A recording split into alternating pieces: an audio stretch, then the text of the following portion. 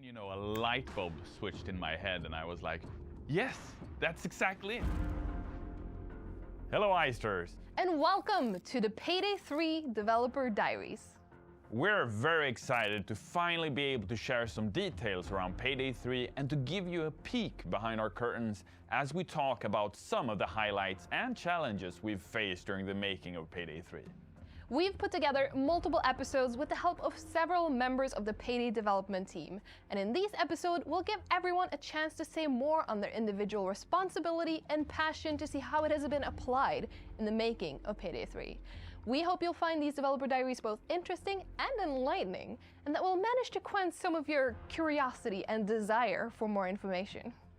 Today's video is the first in the series, and it's set to serve as an introduction to Payday 3, where we discuss some key topics around what players will recognize from the Payday you already know, as well as what will set it apart as a separate and unique experience. Without further ado, let's go.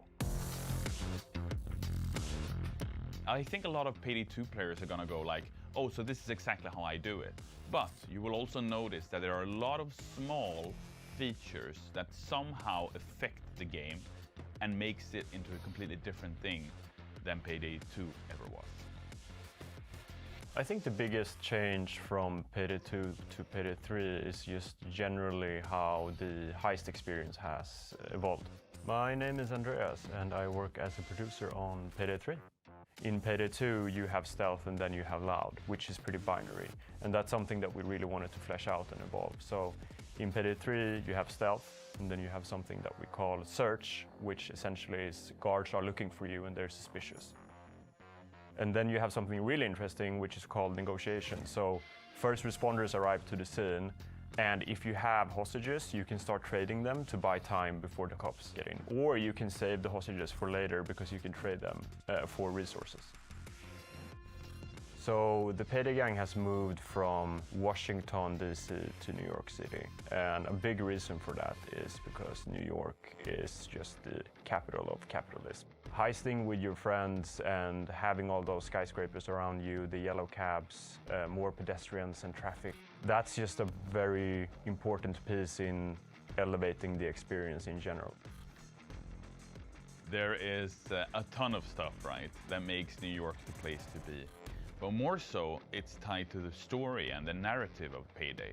Something that has grown more and more interesting over the years, especially so for the players, who have really come to like the story and are wondering what's going to happen next for the Payday Gang. So Payday 3 will take place in New York City at launch, and we're definitely going to see the gang move to different locations as the game grows and scales over time. For Payday 3, there will be the original gang and 2 more heisters that will join them. So I think we're definitely going to see collaborations for Payday 3 as well. What's important for us, and that's something that we've taken like as a general consensus from the community as well, it has to fit the universe, and we don't want to do stuff that really breaks immersion. So as long as it's a natural fit and it elevates what the game is about, absolutely. Over the past decade, we've done more than 30 different collaborations for Payday, introducing new characters, new heists, and I think the message I want to make really clear to the Payday fans out there is that for launch, we want to focus on the core gang and the core original story of Payday and Payday 3. As we go into the post-launch of Payday 3, anything can happen. You are right that the gang has definitely grown older, and I think that's one of the cool things with Payday as a trilogy now, is that the story and the characters share a red thread through the games. So whatever happened to one of the characters in Payday 2 over its lifespan, that it will somehow be reflected in Payday 3.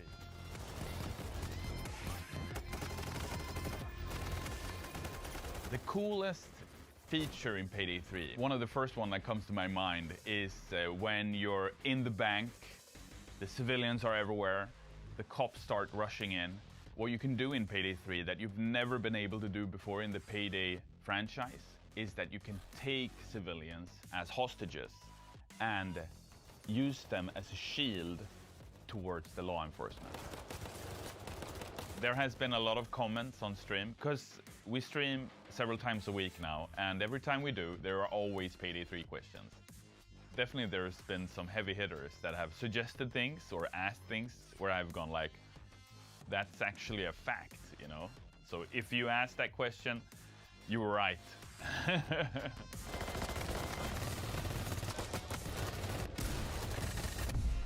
What are we allowed to say? Yeah.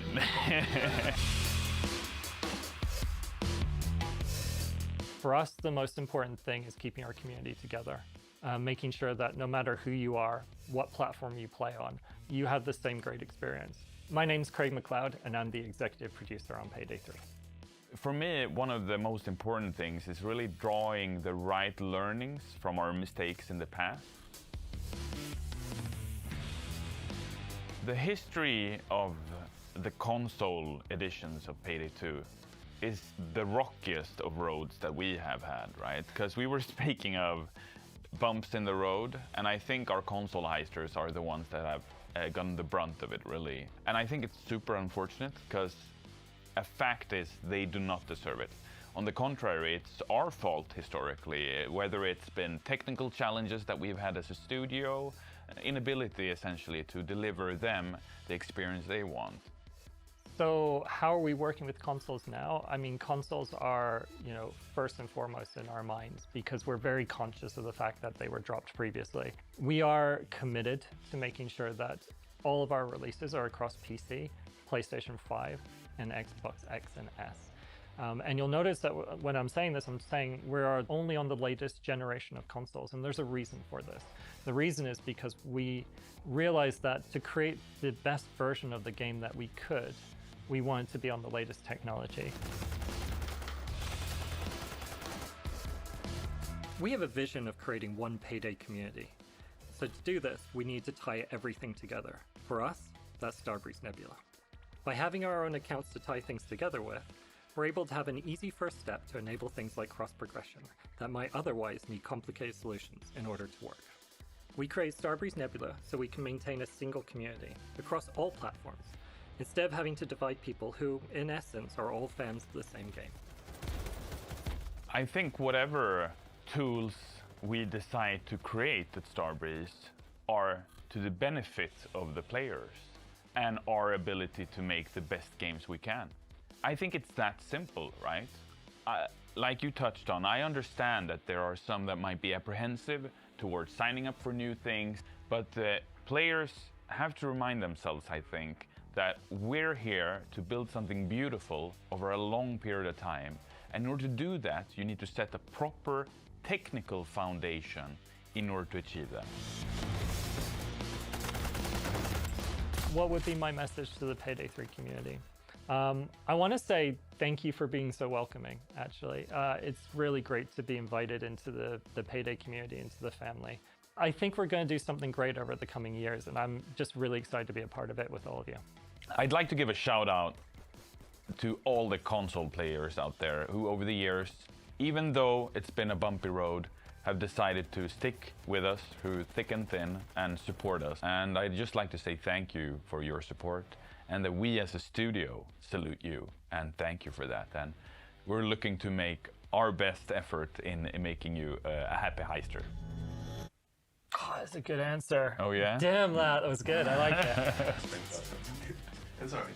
Yeah, Nico's gonna post a 40-minute blooper reel on just you. Honestly, it's On very in possible. crew, Yeah. What did you just say? I said that... I really liked one part of it. Yeah, one At the part of end, it At only. the end. Fuck. So, let me... I mean, I haven't said everything that those are those, though. Do we want to tell them everything? We weren't specifically looking to fix Payday the Heist or Payday 2. We feel like those games have their own identity. I am Mildred Kovacevic, also known as Mio. I am senior game designer here at Starbreeze. On launch, Payday 3 will have 4 difficulties. We have normal, hard, very hard, and overkill. The general intention is if you're just starting out the game and you're still learning how to play Payday 3, we recommend you start off with normal. Once you're used to that, you can move to hard mode, and hard is sort of our default difficulty while you're still leveling up after you understand how the game works. Very hard is our difficulty where you've progressed enough through the game where you have a loadout you're comfortable with. If you're a veteran player, you'll probably be playing very hard in default. Overkill in Payday 3 is planned to be a brutal, unfair difficulty.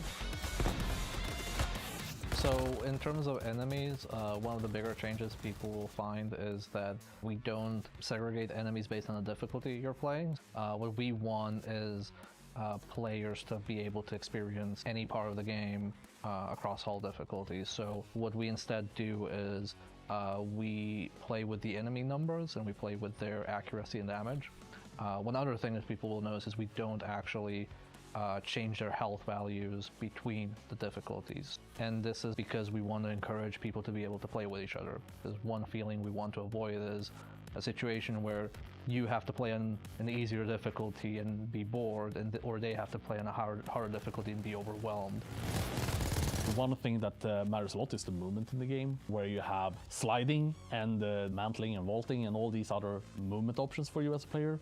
My name is Jimmy Karlström. I'm a senior game designer here at Starbreeze. Your armor affects the player's total weight as a base, but then also other things can affect that weight. This allows you as a player to be faster or slower depending on what you have equipped. The bigger change are on the armor system that the player has. I'm Martin Wern. I am a lead gameplay programmer. The armor is built up of shards, so you can you have like specific components that can be broken down by getting shot at. It can recoup, but if you lose one, you lost it forever. Not forever. You can still get it back from armor bag, similar to what we have the doctor bag or medic bag in Payday 2. The health is not regenerating at all. It's just going down. As soon as you lost the armor, you start losing the health. So we also have different things affecting different health bars at any time. So for example, your standard enemies, if they shoot you, they will first hit the armor, but certain special enemies will circumvent that. So you can't just rely on stacking armor and not worrying about health. Health is also a resource you need to pay attention to. To go over what's new about enemies, first I just want to explain how we categorize the enemies internally. So we have 3 categories. We have the common enemies, so that's your bread and butter SWAT and heavy SWAT. Then we have what we call the uncommon enemies. Internally, that is the shield and the sniper. And then we have the specials, and they're there to break the pace. Oh, so you lost a respect for the bulldozer. Yeah, in Payday 3 we are upping him again. It's not like it's only getting more health or more spongy. He has a couple of new behaviors as well that might surprise the players. One of the behaviors is the bull rush. You might stand there, shoot at him, you might be ignoring him, looking in a different direction, and then he just can decide to bull rush you. And that will, tackle you, make you immobile for a while. Same thing if you get too close to him. If you walk up to him, he will kick you. I mean, the respect for him should be back in Payday 3. This is true for a dozer, but also true for all our specials. If you really, really, really hate a certain special, you can build something that basically deletes them for you from the game. So if you really hate the dozer and you never want to see a dozer again, you can have a build that consistently 3-shots the dozer, but you will be weaker in other aspects of the game. And this is where it goes into playing with your friends, right? You can be the dozer deleter, or one of your friends then can be the squad deleter. It's all about cooperation and trying to find a way through the heist together. So the Nader is a new enemy type. He has a bunch of gas grenades on him and flashbangs, so he will take the gas grenade and throw it where the players are, and this will create a gas cloud that exists for a certain amount of time. While you're in that cloud, you cannot sprint, and you will take damage over time directly to your health. Zapper is very similar to how he used to be. We have made some smaller changes to how the stun works. You will have first a partial stun where you can still shoot back and move your aim and try to free yourself. But if you don't manage to do that, you will enter a full stun. Cloakers have had a really big update. I would argue that they've gotten the most love, even though they don't deserve it because nobody likes Cloakers. We want the Cloaker to feel like a bully, so he now has 2 nightstick bracers. If you leave a deployable unattended and he walks past it, he will melt it with a bottle of acid because he's a toxic person like that. One really neat improvement is on the shield enemies. The other swords have a behavior where they understand the shield much better, so they can actually walk behind this guy, use him as a cover, stand behind him, go out, shoot at the player, go back in behind. So it creates a little bit more interesting dynamic. The shield is really not there to kill you. He has a handgun, but he's mostly there to support other units. So if you have just a solo shield, he's probably annoying. If you have a shield that's covering for multiple enemies, then he's actually dangerous. When we are picking the weapons that goes into the game, we are looking at a lot of different things. What is the sort of perception of a weapon in the real world? And what do we need to fulfill a certain gameplay element? So the weapon modding in Payday 3 is very similar to Payday 2 in the aspects of like you can pick your own sight, your magazines, stocks, etc. But the way you get them is a little bit different. So each gun has their own progression and their own progression path, where you as a player play the game as you gain experience with that gun and as you use it throughout multiple heists, then you will unlock more options and you will be able to find new ways to play with it. One thing that we have in Payday 3 is preset weapons.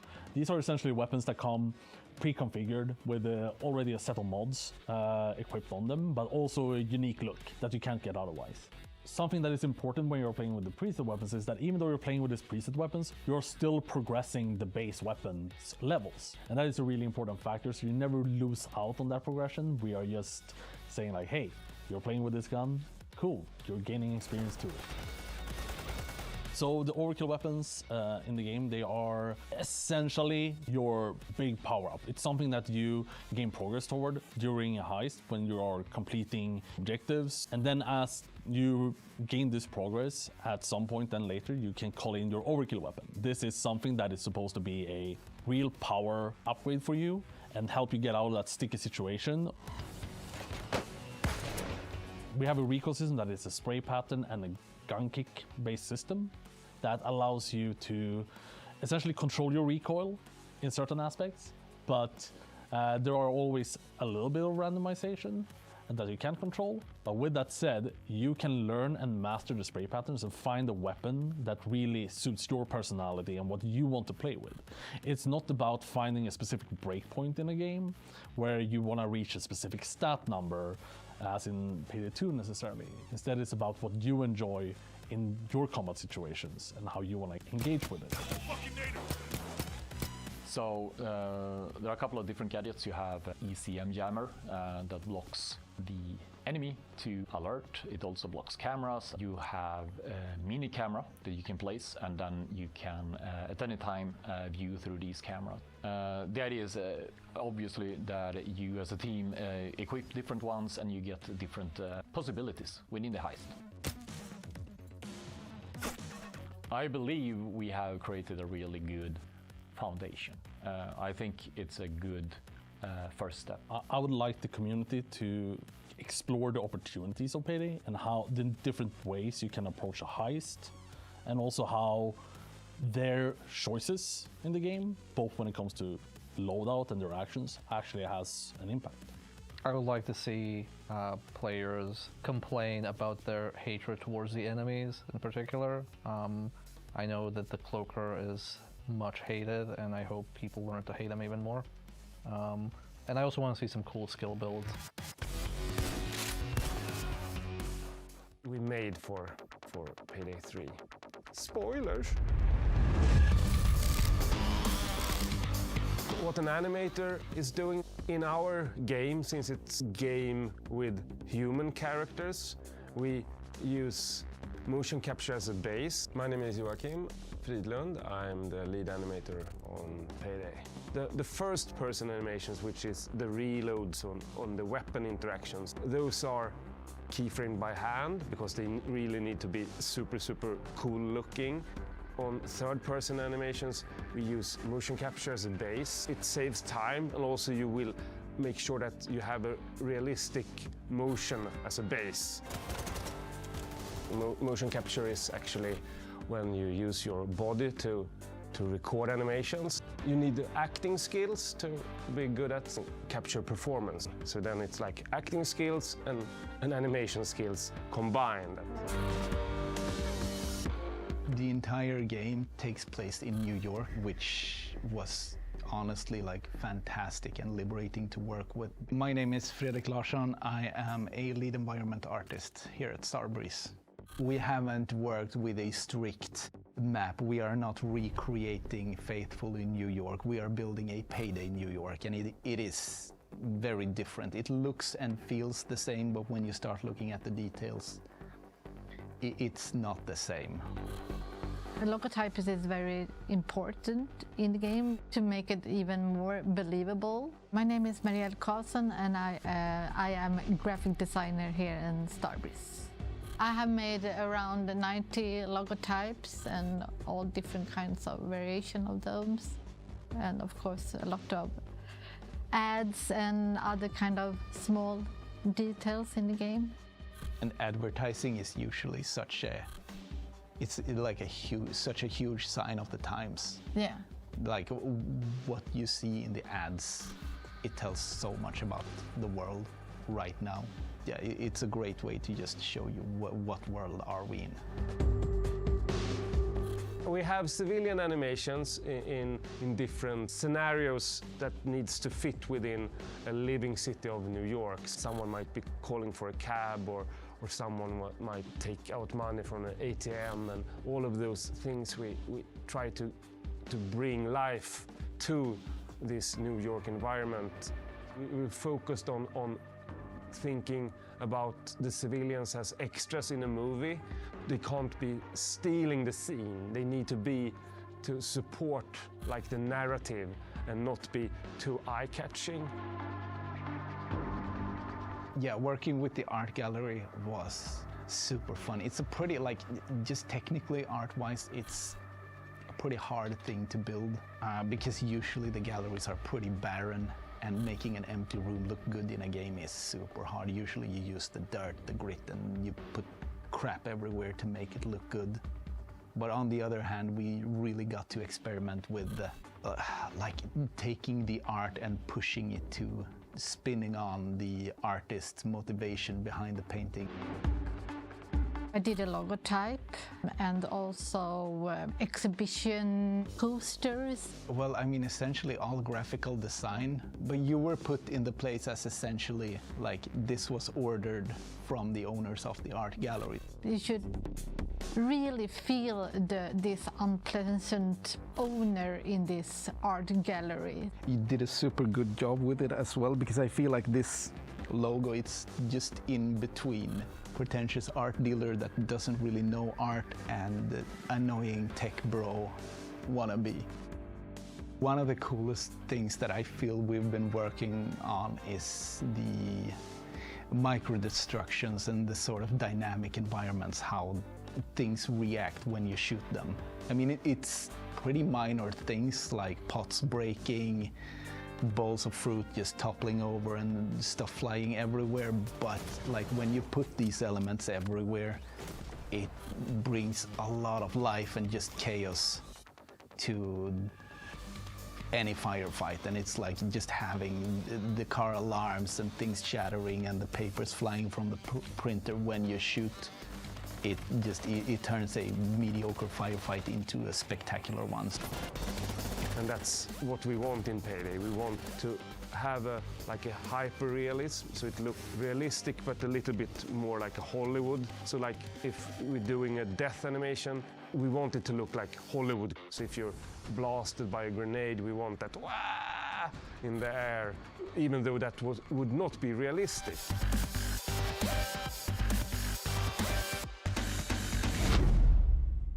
We put a lot of work into the environment, so before you shoot it up, just stop for a moment and breathe it in, please.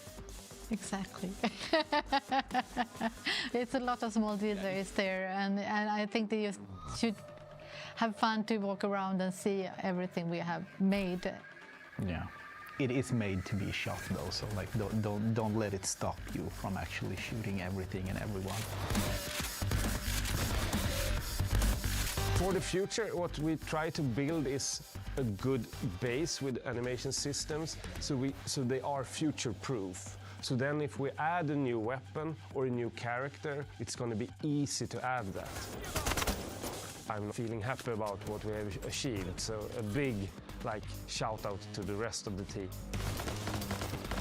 We should really keep in mind the Payday 2 has had a journey for 10 years now, and every time you're in there building stuff, you kind of drum up these plans, and you have to kind of pace yourself and remember that this is the start of the next journey. So, I mean, there's a million things you want to build, but just remember the Payday legacy, and this is the start of a new journey. I don't know if this should be part of it, but I guess you will cut and just. So Payday 3 is launching with 8 unique heists, and our goal is essentially to ensure that each heist has its own identity. So when the creative process starts, we're always asking ourselves, what unique gameplay element does this heist have? And how do we make it look and feel unique, even if some of them have a similar setting? So we're really trying to make each heist feel like a set piece. But most importantly, we're making them feel Payday. Two of the hardest things to get people to coordinate is positioning and movement. And stealth at its core is positioning and movement. I'm Per, and I'm a design lead here at Starbreeze. We're trying to make it less binary, so we have soft fails, so we have different security levels in different areas. Like if you get caught trespassing in certain areas, you don't get cuffed, you get escorted out and you can try again. You can make a mistake and not go loud immediately. Like if you break stealth, we don't want that to feel like a failure. We want that to just feel like, oh, okay, well now we're going with the other plan or the other play style. And that's reflected in a lot of things, like the skills and the gadgets and how the civilians work as well. So creating a co-op stealth game as opposed to something that is solo only, a big difference there is players can do a lot of different things in parallel, right? Like there is not really one linear path, and different players can essentially go to different locations and do their thing if that's the way you want to play. Every time we design a heist in stealth, we have to think about all the different layers tied to that and the different options that players can do, and also make sure that they feel incentivized to do them. We have expanded the masked off stealth experience, and so you can do a lot of objectives and a lot of work in stealth without putting your mask on. For example, maybe not everybody wants to mask up during stealth. Maybe 2 players will mask up and 2 will stay in casing, but even those players in casing can help. So that way, if you're not confident in what you're about to do and don't want to risk going loud, you can maybe play it a bit more safe and do the less risky things that still need to be done. One way we've been doing to modernize sort of the interactions and mechanics that you're doing is there are less quick interactions. It's more about bypassing obstacles by managing hostages, moving them around. There's a lot about movement and just general coordination between players, and also using the tools that you have. We've expanded a lot on the civilians in stealth. So we've broken down civilians into your regular Joe Schmoes and the employees, and they care about different things. Civilians have more value, so in Payday 2 you just kind of traded them to get people out of custody. We still have that, but we also have the negotiation phase. Enemies care about whether there's any civilians nearby or not. Shotgun enemies, they will switch to a more precise weapon. We have a new enemy as well, the throw gas grenades, but they will resort to using flashbangs if there are also civilians in the area. We also have some skills that leverage and give you more stuff if you trade civilians, so they have a value outside of just getting somebody out of custody. There's a lot of strategy involved in where you place a civilian, so you might not want to trade all civilians right away, but of course there's always the risk that you might kill them because they're in the way of fire. So we have security modifiers in Payday 3, which essentially is a way for us to sort of throw in a wrench into the game when you're stealthing. Depending on what difficulty you play, we have a rotation of security firms, and what they do is they change how you have to approach different things. It's a way to make the heists more challenging and also increasing replayability. I would say for stealth, we also tried to make objectives and goals scale a bit with the number of players, not in a more like if you're solo you have less stuff to do, you have the same amount to do. For example, in one heist, you might need to do a hacking objective on one end, but then you need to go and do something at the other end of the heist, and then that's something another player can do. So the world has evolved since Payday 2, and that's something that we've adapted to as well. So you will see more security systems, and you will see more tools and equipment that are high-tech. Also in general, the world feels a little bit more high-tech, but it's still contemporary.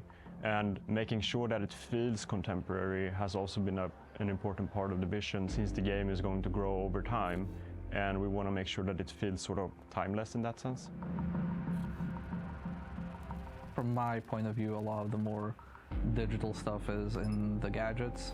I feel also the hacking is a bit more expanded, and we have a foundation there to further expand it post-launch. So right now, hacking is mostly focused, or the systemic, non-objective hacking in the game is more focused on cameras. We have certain plans for down the line to further expand hacking functionality as we add more content in the game. So there are a bunch of new gadgets in Payday 3 when it comes to stealth. What we have focused on primarily is the goal has been to increase the player agency, meaning gadgets should be a tool for you to sort of either de-escalate situations or different ways of approaching security systems or infiltrating the locations that you're supposed to heist. So as far as voice lines go, we have something that we internally call coordinated voice lines, which is SWATs will react to things in the world and say a line, and sometimes that stuff is related to other enemies. So if there is a dozer somewhere nearby, you'll hear a SWAT say, make way for the dozer or clear the way for the dozer. That's also a hint to the players. There's a dozer nearby, and they will have some lines for civilians as well. We have a bunch of new puzzle mechanics, especially during stealth, because stealth is when you usually have to be pretty calm and very strategic in terms of what you're doing to not escalate the map. Some of our maps also have very unique security systems. So, you know, there are laser grids, alarm floors, sensors that are moving. So we're definitely evolving the type of obstacles that you have to bypass in Payday 3. The difficulty of stealth varies quite a bit from map to map, but it also, your approach has to change between maps. So you need to adapt to the heist quite a bit. It's less of a racing game, and more, it requires a bit more patience to figure out what happens and how to move around. Coordination is also really important for the difficulty of a heist, and not just you know, coordinating who's where and who's doing what, but coordinating skills is also very important. When you heist in Payday 3, I love the fact that you many times feel that you are in control and things are going pretty well. And then you open the vault and you start stealing money and you realize, holy shit, there's a lot of money here, let's steal some more. That's usually when you get really, really fucked.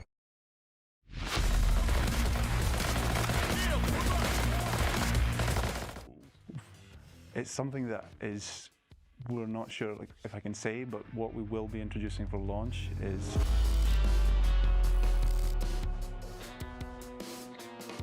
So with Payday 3, we've decided to look at all the parts of Payday 2 and Payday the Heist and see what we felt worked and what didn't work. So with skills, we kind of wanted to start with a blank slate. So what we have is we don't have perk decks or skill trees anymore. We've changed that to skill lines. Basically how they work is you have a base node, you have upgrade nodes, and you have a mastery node. And the upgrade nodes go from 3 to 5 upgrade nodes depending on the skill. And then we have mastery nodes, which are weaker, but they don't require you to equip any upgrades or base. You do not have to pick all the nodes in a skill line. So how they are laid out is you have the base node, and then it has upgrade lines, and you do not have to pick the upgrades in sequence. You just have to have the base skill equipped. In general, how the in-game economy will function is that chiefly you'll be stealing cash, which is the main currency. The thing is, the cash will inflate. You'll have a lot of cash. We want to maintain that. And how you're going to spend the cash will be on different items. My name's Charlie Tchaikovsky, and I'm the Senior Game Economy Designer here at Starbreeze. We have a secondary currency, which is C-stacks, which you're using to spend on other specific items. And these two things are functioning together. And you're converting your cash into the C-stacks. What are C-stacks? What does it stand for? It comes from CrimeNet stacks. It's this slightly obscure crypto-like currency that's associated with CrimeNet. What you can do is you can buy specific items that we decide on. So that'll be some high-end equipment like weapons and cosmetics, and also the final upgrade levels of weapons. What we're trying to do with the cash to C-stack trading is you have a vendor in the game that lets you trade cash for C-stacks, and the more cash you trade, the more expensive each subsequent trade gets, and then every week that resets and you can trade again at the most favorable rate. We'll look to use those C-stacks going forward into post-launch contents. And also just to make sure there's no confusion, C-stacks are not a premium currency. The only way to earn them in-game is from cash you get by playing. There's no real money connection to them. The 3 core buffs are Edge, Grit, and Rush. Edge is a damage buff, Grit is a defense buff, and Rush is a speed buff. And how the game works is you can get one of each buff, so you can't get multiples of the same type, and you get them through skills. What we want players to do is we want them to kind of look at how they get these buffs from their build and play around that. So for example, the aim down sight skill that says you get an edge after aiming down sight, that's from a skill line that's focused on sniping, but that same edge buff can be used for skills that are also using that buff but aren't related to sniper rifles or long distance combat. So you're basically mix and matching, how do I get this buff from where, and then which skills benefit from me having that buff active, and then you can build however you want. Skill points, they are earned through the main progression system, which is called the infamy system.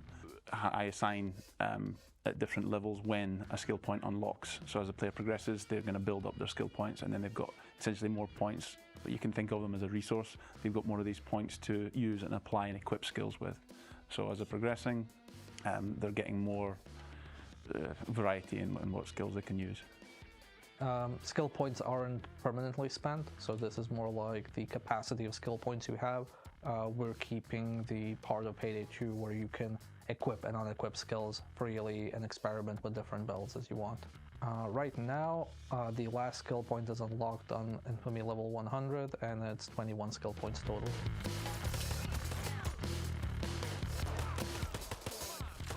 As you complete challenges in the game, you get Infamy points, and that increases your Infamy level in the game.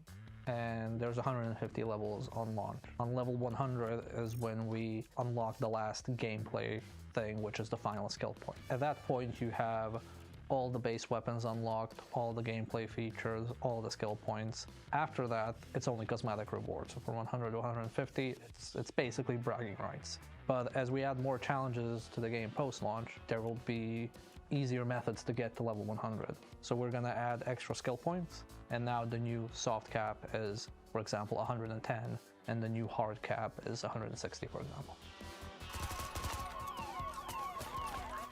We expect all players to be able, if they play enough, to get to level 100. Like, that should be within reach of everybody. But if you want to get to level 150, then that's the hardcore dedication part. Experience points are like a resource you get from playing the heist. It's are distributed evenly into the different weapons and skills that you have. But the infamy points are like the overall control of our progression. If you play a heist and you generate 500 experience points for the heist, then the weapon that you have equipped will get 500 experience points, and the skill line that you have equipped will get 500 experience points. We have a challenge book, which you can go through. It's broken up into a few categories, and you can filter based on challenges in progress, completed, or locked. And we plan, post-launch to improve the flow and the feedback and information that players feel is missing. The idea we're trying to create is that we're not restricting the players into doing specific challenges and they have to focus on one thing. Generally, we want to say, go play the game. Just go and enjoy it, and you will experience progression. You will always be doing something, and you'll always be progressing something towards something. And then later on, you need to focus on some specific things, and there's things that will test the skill level. Unlocking new weapons, this comes down to the progression system, which is based on challenges. Those challenges reward infamy points, and the infamy points contribute to you leveling up your infamy level, and at new different account levels as you're progressing, you unlock new weapons. But when you're playing with a weapon as well, you are dumping experience points into it, and that unlocks new modifications that you can have for that weapon. If you level up the Car 4, every Car 4 you buy is going to be the same level. It's not that particular Car 4. The only thing that's particular to the weapon is which mods you pay to unlock on that version.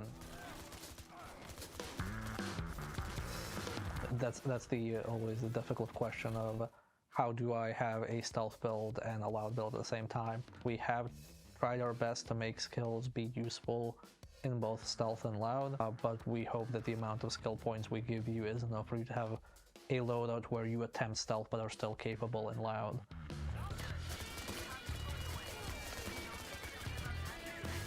So something we tried to make sure when we were designing Payday 3 is that without any skills, without any mods, just getting a weapon and going in, that the game feels good.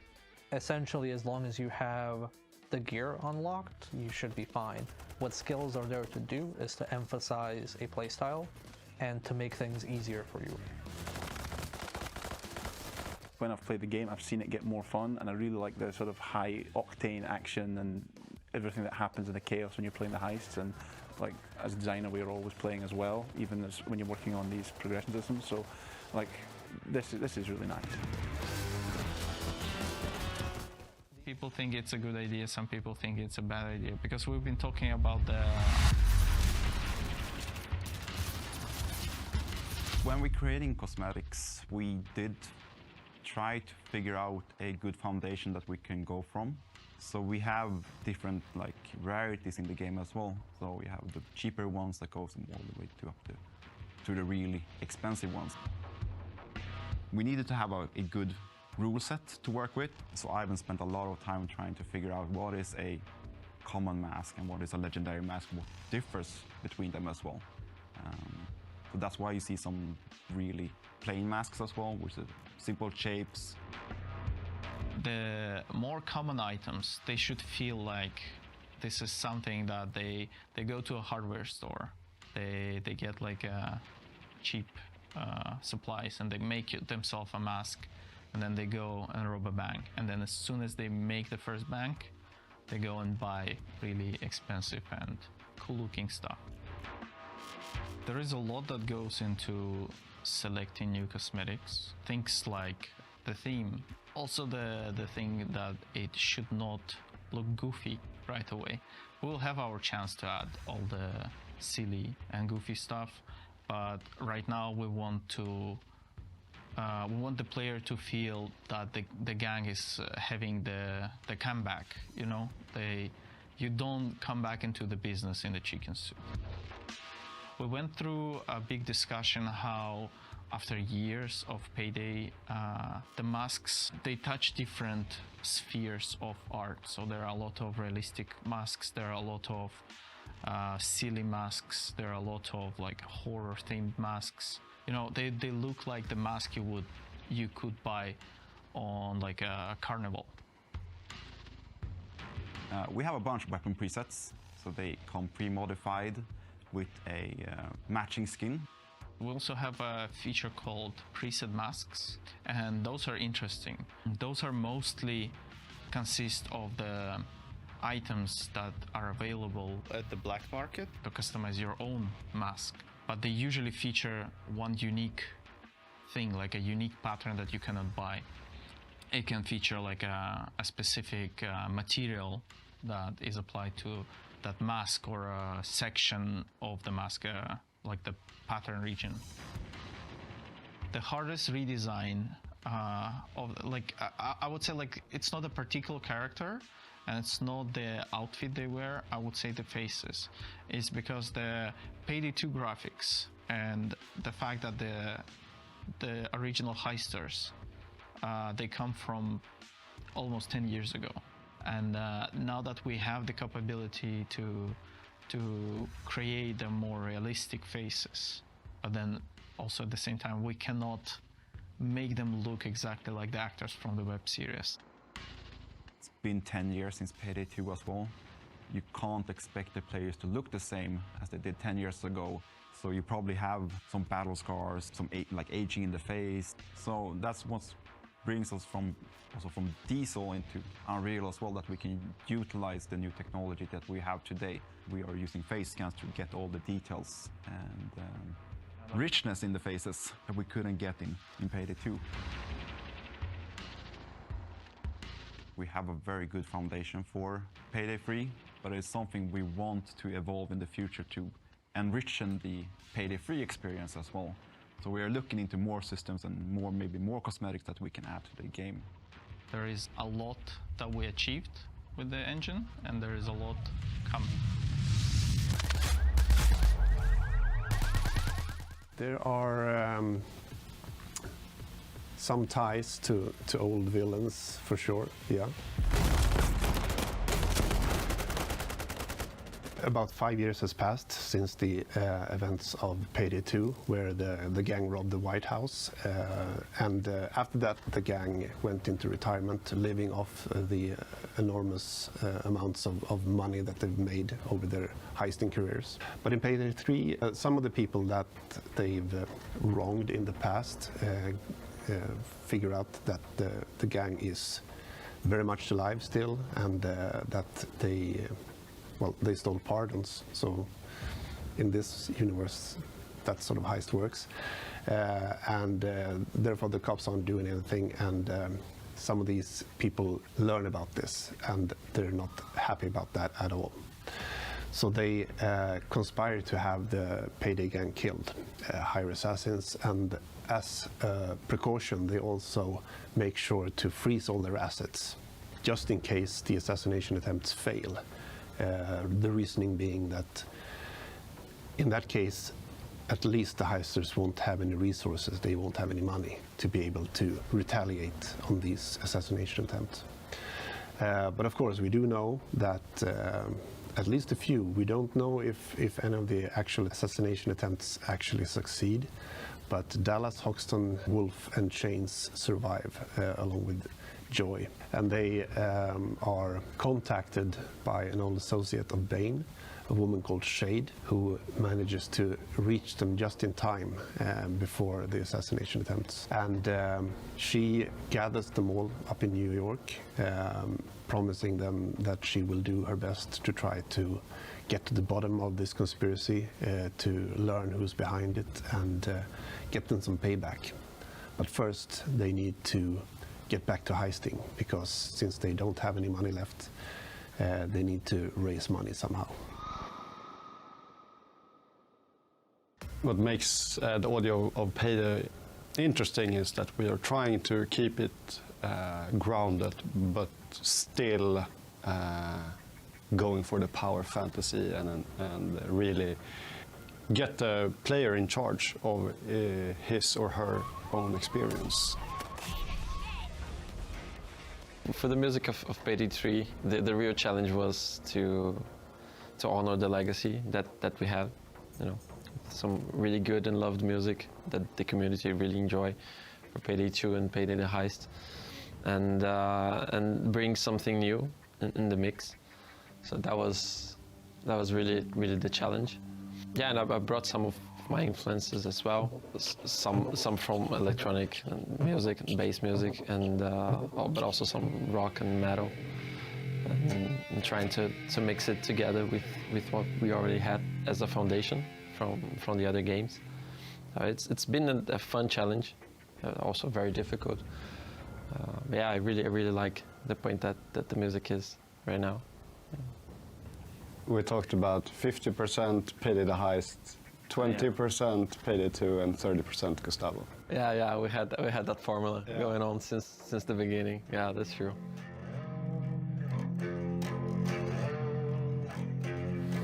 Yeah, in Payday 3 we are going for a little bit more of a serious tone in the game. It's still based very much about the Hollywood heist fantasy, you being a master criminal, but it still has the base sentiment of it being a game with a good vibe. It should be a good time, even though, I mean, the heisters are killing a lot of cops, but it's done in a way to make it feel lighthearted. It's more of the situational type of humor where it can be really serious, but a thing that happens makes it funny. What do you mean I sound nervous? You sound nervous. I'm not nervous at all. The way the music is set up in Payday 3 right now is that we have these different states that they correspond to what's happening in the game. So we have 5 different intensities of stealth. Then that moves into a control state, then anticipation and assault. It's kind of what we had in Payday 2 as well. And yeah, the music, it changes accordingly to what's going on in the heist. So when there's a police assault, everything ramps up, and when they regroup, it slows down a bit, but you're still pumping the player, and you get into that loop. Usually I'm led by the heist that I'm working on, so I make each song for each heist, and I let the setting and the objectives of the heist lead me, and usually I try to find the tempo first. So some heists I feel they need faster tempo, others can work better in slower tempos. And I go from there trying to find hooks. Sometimes it can be like a melody, sometimes a bass line, sometimes it's just the rhythm. We put a lot of emphasis on building the world and get an immersive experience. So if you explore our heists, you will find interesting sounds from every corner of the heist. There's actually a lot of thought going into what we're stealing, how we go about stealing it. These heisters are meant to be the best of the best, and the approach on how they go about these heists should, in most cases, reflect what actual master criminals would do. And also about why you're stealing certain things, what's the purpose of them, how would could this be feasible in the real world or not? It should feel like, yeah, that's That's plausible. I can buy that. Set up thermite in the hallway right above the vault. You should always play with sound because you have features or you have game mechanics where audio is really aiding your experience, like hearing where the enemies are or where your teammates are, or if they shout for help, or like it adds to your experience. Because you can hear in 360 degrees, but you can only see in like 90. The main story of Payday 3 is where you get introductory cinematics that explains the lead up to the heist that you're about to play, given the situation with the conspirators and where the characters are at that point in time. Then you play the heist, and then afterwards you get sort of another cinematic that explains the aftermath of that heist, basically.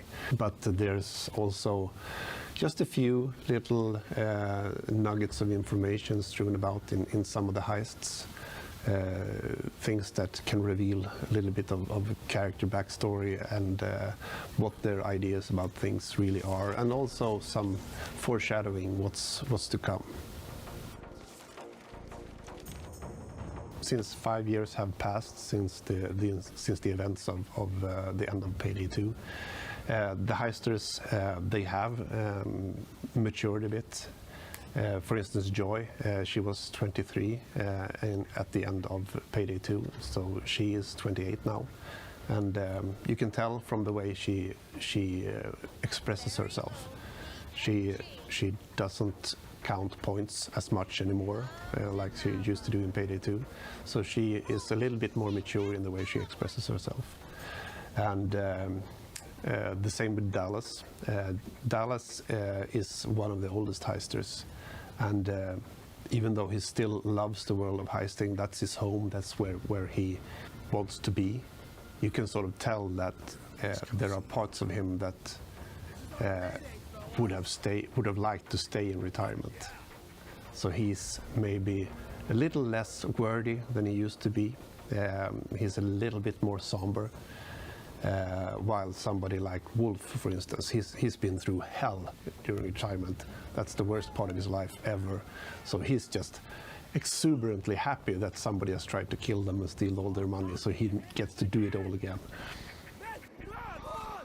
For voice actors, we will see Simon Kerr, Pete Gold, and Damien Poitier returning as Dallas, Hoxton, and Chains. Wolf will be returning as well, but with a new voice. For Wolf, we've been trying to find a voice that fits into the ensemble that we have, but also keeping it interesting for Payday 3.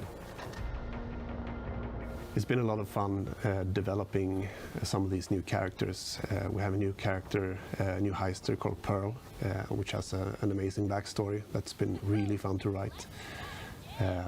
And obviously the new operator Shade as well, she also has an amazing backstory.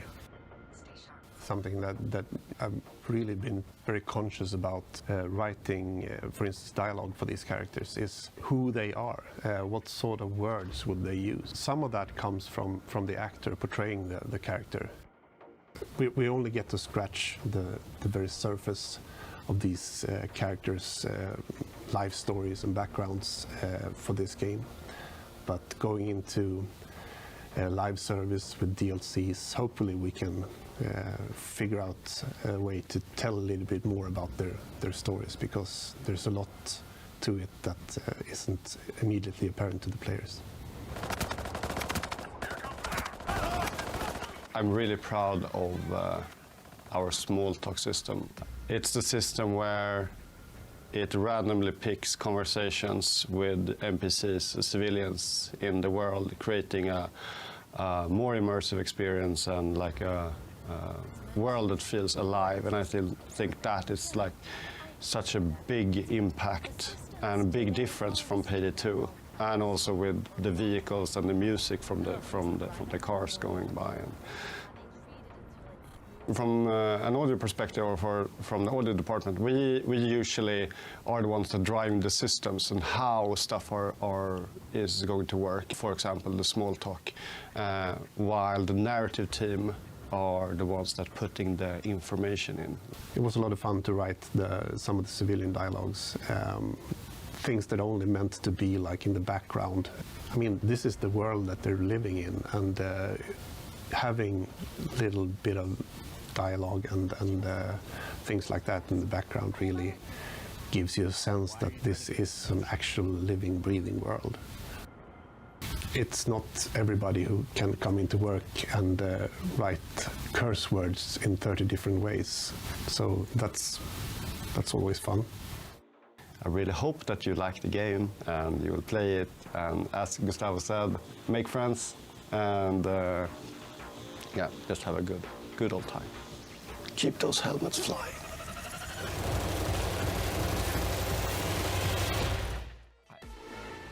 Dear Heisters, we are so close to the end of our developer diary journey now. The release of Payday 3 is just around the corner and you will soon be able to dive into the full experience yourselves. But before we part ways, we have one more episode filled to the brim with information you don't want to miss. In this final episode, we'll go over some of the topics and moments we didn't fit into the other episodes. We'll talk about our hopes and dreams and things we envision for Payday 3's future.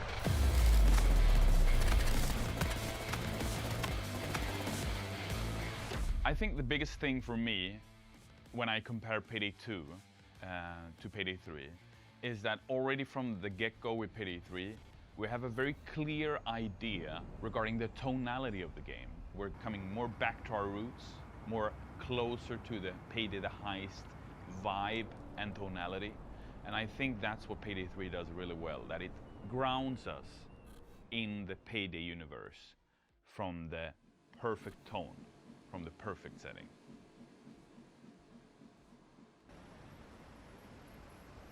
What am I particularly excited about for the future? First and foremost, the location of New York and realizing that further.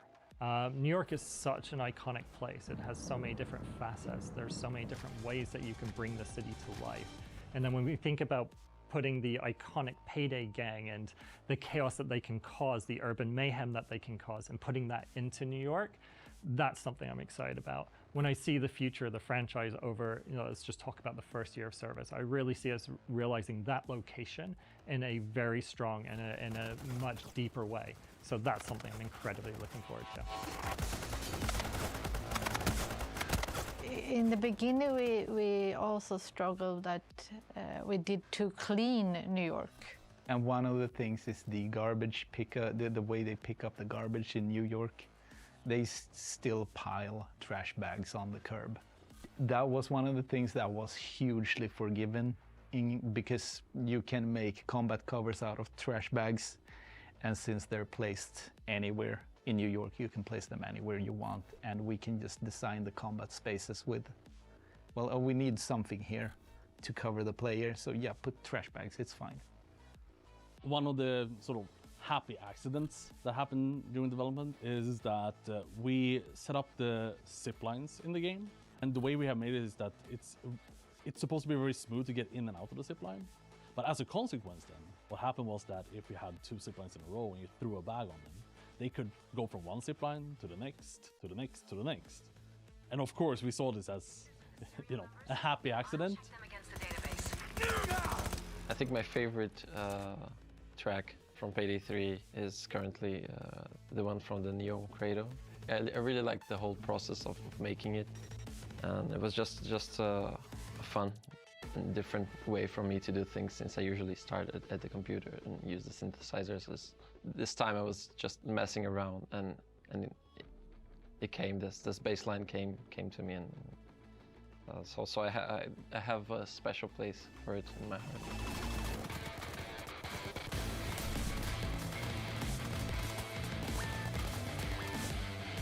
One of the weirdest and worst experiences I had from working on Payday 2 back in the day was this recurring nightmare where I dreamt about everything that I interacted with, I had to place a drill on it.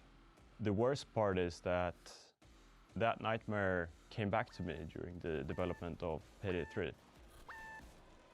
had one actress commenting on one of the lines I wrote that was the favorite line she had ever recorded on any film or TV series or video game ever. And that line was, "I've never met a bagel I didn't like." It's such a strange thing to say, but they were written to give sort of a New York vibe to some of them. So these are meant to be sprinkled into the conversation. Doesn't that make it hard to read your credit card number? One key anecdote that I remember is when we were designing the characters for Payday 3, and I thought that the process when we were looking at Hoxton and his mask in particular was super interesting, because there was a big interest in changing how his mask looks. And there was a back and forth internally whether or not that was Payday, the right thing to do. And I know the Hoxton fans out there, they have a lot of love for the character, for the way he behaves, and especially his mask, of course. And I think the beautiful thing about that anecdote is that it could have gone into a completely different direction, the mask, but we decided together as a team to keep his original design, and of course paydify it for Payday 3, because time has gone since Payday 2 and Payday 3, and certainly something must have happened with both Hoxton, but also his mask and the gear and his expertise. I actually have a funny story. When I went to the cinemas before the COVID situation, and there was a commercial, and they had the opening of that commercial is 4 people putting on a mask in a van dropping out of an airplane, and the 3 guys behind, like in front of me, was like, "Oh shit, Payday 3," but it was actually GTA 5. Alright, moving in. Let's kick some ass. One thing that I'm really proud of is getting the team together and pushing for a common goal, and everybody really stepping up and really feeling proud that everybody makes a difference in the audio team, and everybody that's been working on the audio of Payday 3 has done a tremendous job to finalize the product. For post-launch, I am always interested in the new heists, see where we can go and go a little bit further than we've done so far. But I'm also interested in getting feedback from the community. You start to end up in co-developing the game after post-release. Once you release it, you don't own it anymore. The players are kind of there and continue to develop it with us.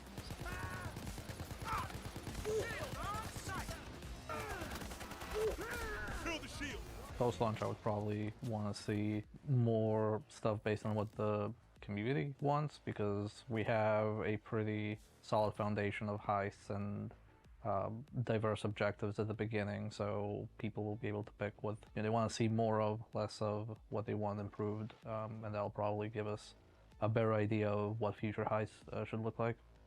So I would like the players to have even more opportunities when it comes to how they approach a heist and the outcomes of that experience, but also when it comes to the weapons, the gunplay, and how they engage in combat. We already have a lot on launch for you to explore, but I really hope that post-launch we can throw some additional, stones into the glass house and see what breaks and what makes it more fun and interesting for you as a player. Please do your best to break the game over your knee, within the confines of the game, of course, so please, obviously that's not so we can remove it, but so that we know how people are playing the game, and so we know how to further build upon the game. Same with progression and overall game economy, just because it's built like more mathematically. Play it, find the different parts that either break or slow down, and we're always there to look and try and make things better.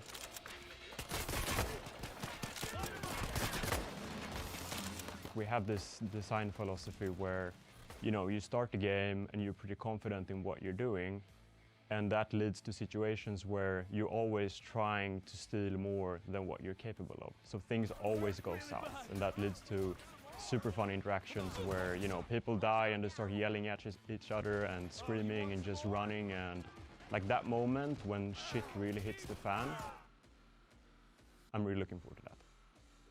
With the launch of Payday 3, I'm really excited to see how the community reacts to the new story of Payday 3, how we're bringing them back, and also what kind of expectations they have going forward. What are they excited to see? Because this is only the beginning of Payday 3. I hope they talk about like much more generic things than specific features, but also like recognizing that we have made an effort, for example, to do stealth more interesting and so on, and also that we have created a new platform for us to build on for the future. There's someone there. I'm hoping that they can understand that they can still stay engaged and keep enjoying the game as a live service game for a long lifetime, basically, because this is how we've built the game to have a long tail. So I'm really hoping that it has the same longevity and the same engagement.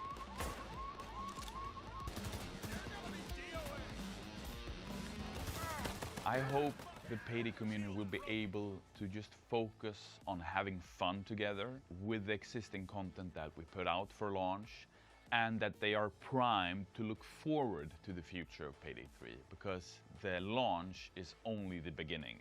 I think right after release, what we would like to see is just discussions around how to do the different heists in different ways. And okay, oh, I found a new strategy here. I can take advantage of these things to move forward, and then we'll see. Also, I hope that they're gonna struggle on harder difficulties. Not everything is too easy. Change has gone down.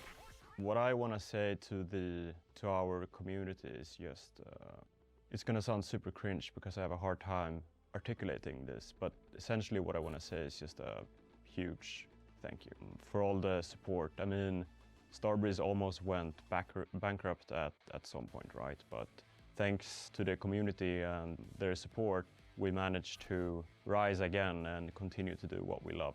So yeah, just a huge thank you to them. If there's one last thing I could share with the community, it's just to say thank you. Thank you for your support over these years. Thank you for making this happen, because we did not do this on our own. We did it together. Yeah, and I mean, it's fun. It's already, it's fucking fun in the playtest right now.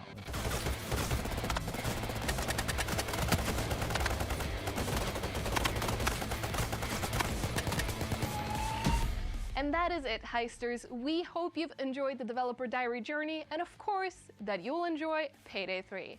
Let us know in the comments what you look forward to the most, or your general thoughts about the developer diaries themselves. If you'd rather speak with us live, we stream on Twitch, YouTube, and Steam twice per week, and you can find us in the Steam forums or the official Discord server.